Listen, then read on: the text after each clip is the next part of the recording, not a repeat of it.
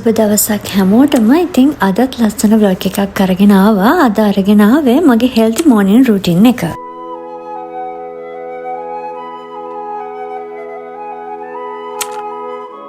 මම දැන් මූණ සෝදගෙන ඇවිල්ලා මගේ මෝර්නින් ස්කින් කෙයාර් ටික කරගන්න තමයි හදන්නේ. මම මූණට එරිත්‍රොමයිසින් කියන ජෙල් එක තමයි යූස් කරන්නේ.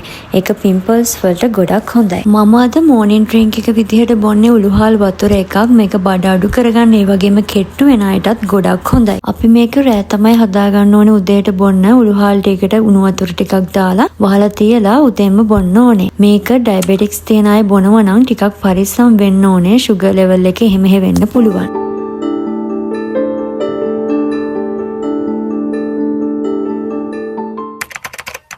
මම දැන් මගේ බ්‍රෙක්ෆාස්ට් එක හදාගන්න තමයි හදන්නේ. මේකට යෝගට්, අලිගට පෙර, කොමඩු, ඒ වගේම මියුස්ලි තමයි මම එකතු කරගන්නේ. මම දැන් කොහොම හරි try කරනවා මගේ බ්‍රෙක්ෆාස්ට් එකට බත් ගන්නේ නැතුව කොහොම හරි මගේ ඇඟට හොඳ හෙල්ති බ්‍රෙක්ෆාස්ට් එකක් අනිවාර්යයෙන්ම ගන්න.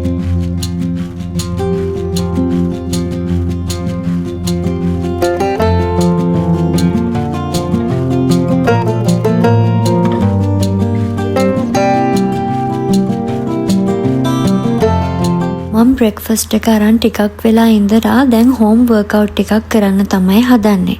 අද මම කරන්නේ යෝගා. අවසකට විනාඩි 20ක්වත් තරම් අපි හෝම් වර්ක්අවුට් එකක් කරනවා නම් අපේ හෙල්ත් ලයිෆ් ස්ටයිල් එකට ගොඩක් හොඳයි.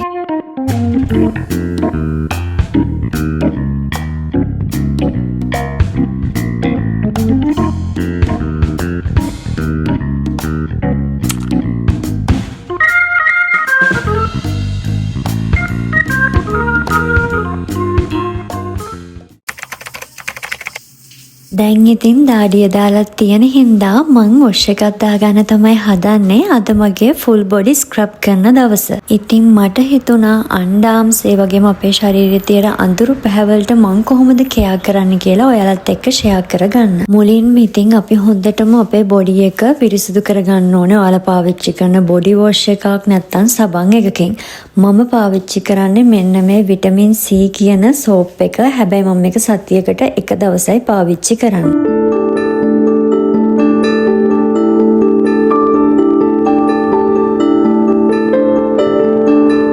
අද මම යූස් කරන්නේ මේ ස්ක්‍රබ් එක. මේක ඇප්‍රිකට් බොඩි ස්ක්‍රබ් එක. අපිට බොඩි ස්ක්‍රබ් එකක් ගෙදරදීම උනත් හදාගන්න පුළුවන්. ඒකට කෝපි, සීනි, දෙහි දාලා හදාගන්න පුළුවන්. මම ඒකත් යූස් කරනවා. අද මම යූස් කරන්නේ මේක. හොඳට මිනිත්තු 2-3ක් අපි හොඳට ස්ක්‍රබ් කරගන්න ඕනේ මුළු බොඩි එකම.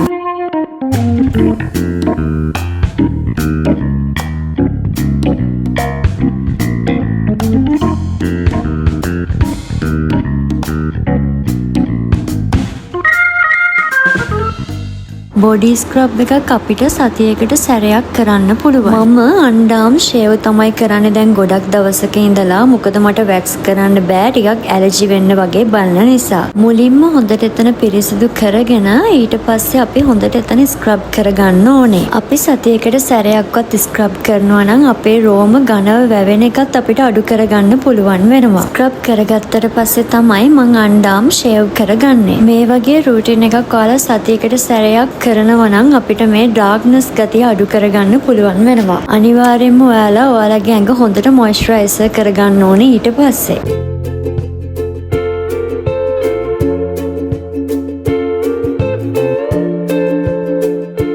මම දැන් ෂීට් මාස්ක් එකක් දාගන්න තමයි හදන්නේ. ස්ක්‍රබ් කරලා තියෙන නිසා ෂීට් මාස්ක් එකක් නැත්තම් පැක් එකක් දාගන්න එක ගොඩක් හොඳයි. මේ මොනවා කරත් වැඩක් නැහැ අපි වතුර බොන්නේ නැත්තම්. අනිවාර්යයෙන්ම අපි දවසකට ඕනේ වතුර ප්‍රමාණය අනිවාර්යයෙන්ම ගන්න ඕනේ.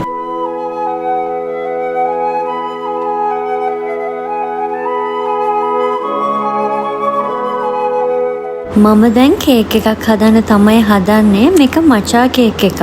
මම ඊට කලිනුත් මේක හැදුවා. ඉතින් මට හිතුණා මේකේ රෙසිපි එක ඔයාලත් එක්ක ෂෙයා කරගන්න. මුලින්ම බටර් වලට බිත්තර එක එකතු කරන ගමන් විස්ක් එකෙන් ගහ ගන්න ඕනේ. මම මෙතනදී බිත්තර 3ක් එකතු කරගත්තා. ඒකට සීනි එකතු කරගන්නේ. ඒ වෙනුවට ඩේට් සිරප් තමයි එකතු කරගන්නේ. ඒක අවශ්‍ය ප්‍රමාණයට දාගන්නවා. මම නම් පොඩි ප්‍රමාණයක් දාගත්තේ. මේක ටිකක් පැන් රස අඩුවෙන් තමයි මම හදන්නේ. ඊට පස්සේ පාන් පිටි අවශ්‍ය ප්‍රමාණයට අරගෙන ඒකටම එකතු කරන්නේ බේකින් පවුඩර්. පාන් පිටි බේකින් පවුඩර් දෙක හොඳට මික්ස් කරලා මම මේ එකතු කරගන්න හදන්නේ මචා. මචා තමයි ඉතින් මේ කේක් එකේ මේන් ඉන්ග්‍රීඩියන්ට් එක. මචා කියන්නේ අපිට weight loss කරගන්න පුළුවන් ඉන්ග්‍රීඩියන්ට් එකක්. මේ විදිහට පාන් පිටි වලට මචා ටික එකතු කරගෙන අපි හොඳට මික්ස් කරගන්න ඕනේ. කලින් හදාගත්තු මිශ්‍රණයට වැනිලා ටිකක් මම එකතු කරගන්නවා. තව ෆ්‍රෙෂ් මිල්ක් ටිකකුත් මේකට එකතු කරගන්නවා. මේ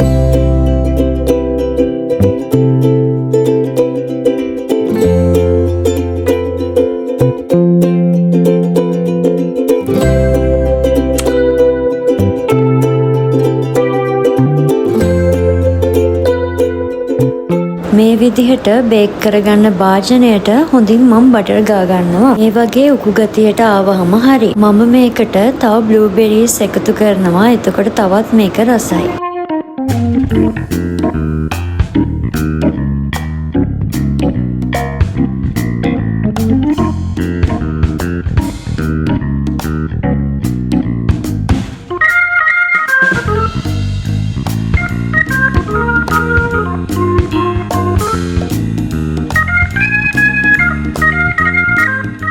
කේක් එක බේක් වෙනකන් මම ලන්ච් එක හදාගන්න තමයි හදන්නේ. මම අද මේකට ගන්නේ ෆිෂ්. අපිට චිකන් උනත් ගන්න පුළුවන්. අපිට මේකට බ්‍රොකෝලිත් ඕනේ වෙනවා.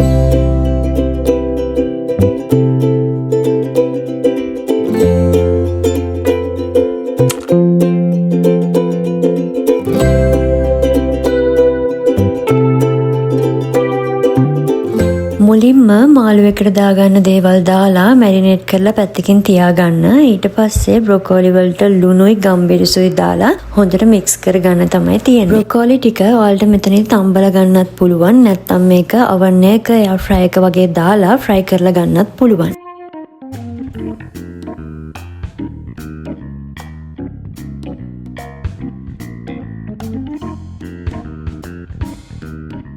පෑන් එකක් ලිපේ තියාගෙන මේකට තෙල් ටිකක් දාගන්න. ඊට පස්සේ මේක රත් වීගෙන එනකොට බීලූන් ටිකක් එකතු කරගන්න තමයි තියෙන්නේ. අපි මෙතෙන්දි සුදු ලුණු එකතු කරන්නේ නැහැ. මොකද මාළු වලටත් සුදු ලුණු එකතු කරගත්තු හින්දා. මම මේකට සෝස් වර්ග 3ක් එකතු කරගන්නවා. Soya sauce, tomato sauce, oyster sauce. මේ සෝස් වර්ග ටික දාලා හොඳට මික්ස් කරගෙන ඊට පස්සේ මම එකතු කරගන්නේ මී පැණි. මී පැණි දැම්මම එක් ගොඩක් රසයි. සීනි වෙනුවට අපිට මී පැණි දාගන්න පුළුවන්. ඊට පස්සේ කෑලි මිරිස් ටිකක්, ගම්බෙරිස් ටිකක් තමයි දාගන්න තියෙන්නේ. ඔයාලට අවශ්‍ය විදිහට ලුණු ටිකකුත් දාගන්න.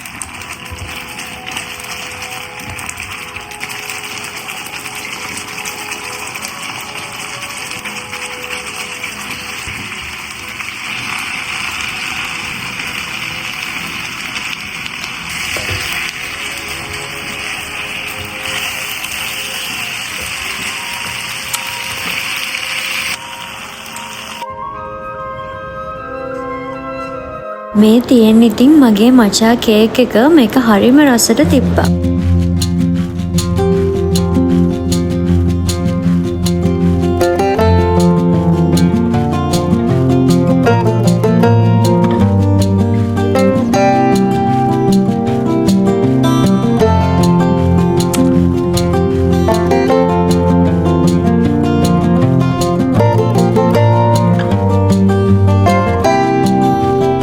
ඉතින් අදට මම මෙතනින් වීඩියෝ එක ඉවර කරනවා. තවත් ලස්සන වීඩියෝ එකක් අරගෙන මං ඉක්මනින්ම එන්නම්.